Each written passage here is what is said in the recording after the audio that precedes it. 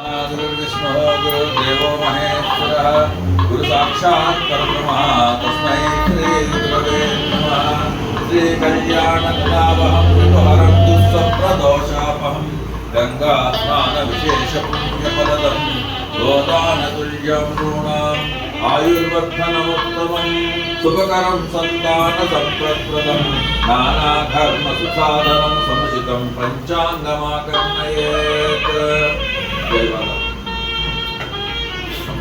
చేయొచ్చా చేయకూడదా చెట్టు చుట్టూ కుడుతుంది తప్ప అంటే రోగం వచ్చిన తర్వాత ఎవడు చెప్పినా ఏ సైజులో చెప్పినా వాకింగ్ ఏమైనా చదువుతాడు. బీపీ వస్తే వాకింగ్, షుగర్ వస్తే వాకింగ్, హార్ట్ అటాక్ వస్తే వాకింగ్, ఏ రోగాన్ని వాకింగ్. దాన్ని ముందుగా చెప్పారు ఋషులు.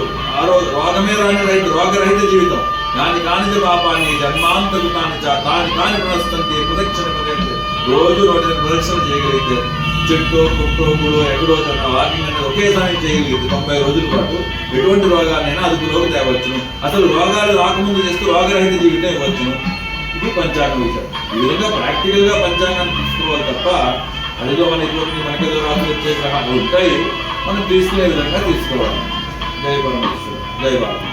5 ఉంటాయనేది అందరికీ ఇది వారం యోగాలన్నీ కూడా ఉంటాయి. అసలు ఈ పంచాంగాన్ని చదివితే మనకేమిటి లాభం? ఋషులు రాశారు బాగానే ఉంది, ఇప్పుడు వాళ్ళు చెప్పారు వాళ్ళే లాభం ఉంది అని మనకేమిటి లాభం, ఎలా జరుగుతుంది? శ్రీ కళ్యాణ గుణావహం ముందు శుభం జరుగుతుంది. పుస్తకం దర్శనంతో రిపుహారం దుస్వప్నాలు శత్రువులు నాశనం అవుతాయి. స్వప్నములు అనేవి చాలా ఇంపార్టెంట్ జీవితానికి. ఎందుకంటే చెప్తున్నట్టు ప్రతి సైంటిఫిక్ రీజన్ లో వచ్చినటువంటివన్నీ కూడా స్వప్నంలో చూసినాయి. ఉదాహరణకి కుట్టు మిషన్ అంతా తయారు చేశాడు, అప్పులు పాలైపోయాడు, అమ్మేసుకున్నాడు. ఆ సూది తయారు చేయడం చేతగాడు. రాత్రి ఎర్రగొల్లవాడు వాడిని పొడుస్తున్నట్టు కళ వస్తే దానికి ఒక కన్నం ఉన్నట్టుగా గమనించి ఆ సూదిని తయారు చేశాడు పొద్దున్న. అంటే స్వప్నాలకు విలువ ఉంది, చాలా విలువ ఉంది. దుస్వప్నాలు అందులో సుస్వప్నము దుస్వప్నం. దుస్వప్నాలు వస్తే మనకి రామాయణంలో రిజల్ట్ చెప్పింది దుస్వప్నాలుగా ఉంటుంది. ఆ దుస్వప్నాలు తీసేవచ్చు పంచాంగం. గంగా స్నాన విశేష పుణ్యఫలం. గంగా స్నానం చేసినటువంటి ఫలితాన్ని పొందొచ్చు. గంగా స్నానం ఫలితం మనది మునిగి వచ్చిన గంగ కాదు, వాళ్ళు చెప్పినటువంటి గంగ జ్ఞానగంగా స్నాన ఫలితం. గోదాన తుల్యం. గోదానం అనేది ఇప్పుడు చేస్తున్న దానాలు కాదు. గోదానం అనేది మనం చేయడం చాలా కష్టమైనటువంటి విషయము ఈ రోజుల్లో. ఆ గోదానం చేస్తే దానికి ఉన్నటువంటి నియమాలు ఒకసారి గోదానం నిజంగా చేయగలిగితే వాడికి మళ్ళా జన్మలకి సరిపోతుంది. ఇక ఏ జన్మ వచ్చినా అంత పుణ్యం వస్తుంది. అసలు గోపూజ ఎలా చేయాలో మనం పూర్తిగా గోపూజ నిజంగా ఏ రోగిష్ఠుడైనా దరిద్రుడైనా ఎవరైనా పొద్దున్న నుంచి సాయంత్రం వరకు ఆ గోవు ఎలా నిలబడితే వీడు నిలబడాలి. అది తిన్నప్పుడే వీడు తినాలి, అది పడుకున్నప్పుడే వీడు పడుకోవాలి. అలా సూర్యాస్తమం దాని చెవులో కానీ వీడి సమస్యను చెప్పగలిగితే ఆ రోజే తీరిపోతుంది. రెండో రోజు కూడా కాదు ఖచ్చితంగా. ఇది గోదానం. దానము అంటే ఇచ్చేమని కాదు, గోవు యొక్క సేవ. ఆయుర్వర్ధన మొత్తం ఆయుష్ అనేది చాలా ఇంపార్టెంట్. డబ్బు ఉంది, అన్ని ఉండి ఏమైనా ఆయుష్ లేకపోతే ఏమి చేయలేము. కాబట్టి ఈ ఆయుష్ అనేది అభివృద్ధి తీసుకోవచ్చు.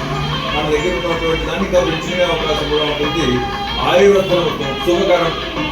సంతాన సంపత్తిరం, సంతానాన్ని అభివృద్ధిలో తీసుకురావచ్చు పంచాంగం. నానా కర్మ సుసాధనం. ఏ కర్మ చేసినా పంచాంగాన్ని అనుసరించినట్లయితే శుభమై జరుగుతుంది. సముచితం పంచాంగం ఆకర్ణయ్య. అసలు దాని గురించి వింటే చాలట, మిగతావన్నీ అవసరం. సరే, ఇప్పుడు ఏ విషయమైనా ఏయిస్ట్ అయినా సైంటిస్ట్ అయినా వాడైనా వీడైనా ఈరోజు ఏ వారంలో అయినా అంటే ఆదివారం అనే చెప్పాలి.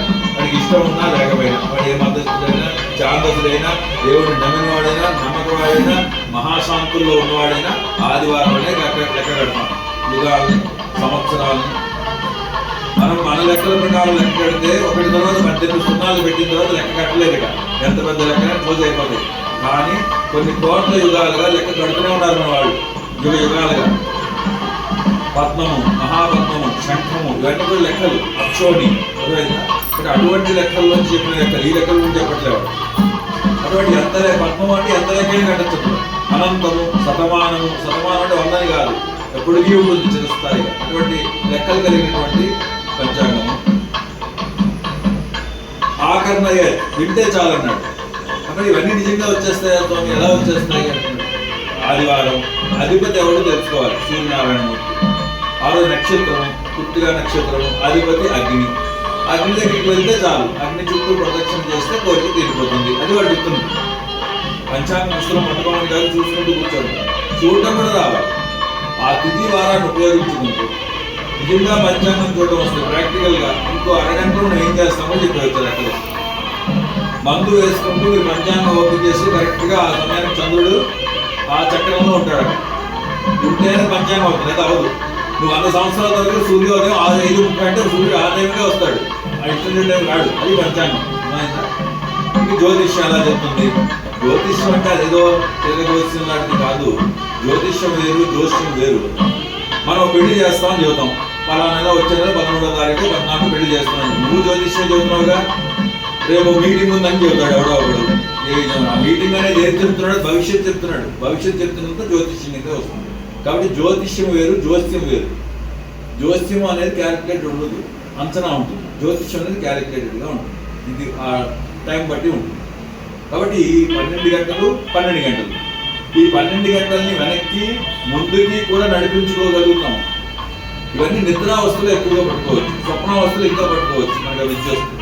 బట్ అటువంటి పంచాంగాన్ని ఉపయోగించుకునేటువంటి తిథి వార నక్షత్రములు చాలా ఇంపార్టెంట్ ఇందులో. కాబట్టి నక్షత్రాలు కోట్ల ఉండొచ్చు, 57, కానీ 27 నక్షత్రాలు మాత్రమే ప్రభావం చూపుతాయి మనకి. మనం మానవ అంటే ఇక్కడ ఏమవుతుందంటే, ఒక శబ్దం ఉందనుకోండి, అన్ని శబ్దాలు మనం వినలేము. సైన్స్లో అవుతుంది, అన్ని శబ్దాలను మనం భరించలేము. మన బ్యాండ్లో ఉన్నటువంటి శబ్దాలు మనం ఎలా తీసుకుంటామో, అన్ని నక్షత్రాలు 27 నక్షత్రాలు మాత్రమే మనం భరించగలం. 9 గ్రహాలు మాత్రమే మన మీద పనిచేస్తాయి, మిగతా పనిచేయమని కాదు, అది మనకు సంబంధం లేదు. కాబట్టి మనకు ఉన్నటువంటి వృక్ష జాతి, మానవ జాతి, జంతు జాతి, ఈ చలనం లేని రాళ్ళు రప్పలు, వీటన్నిటికీ పనిచేసి 9 గ్రహాలు. కాబట్టి ఈ గ్రహములను ఉపయోగించి, గ్రహం అంటే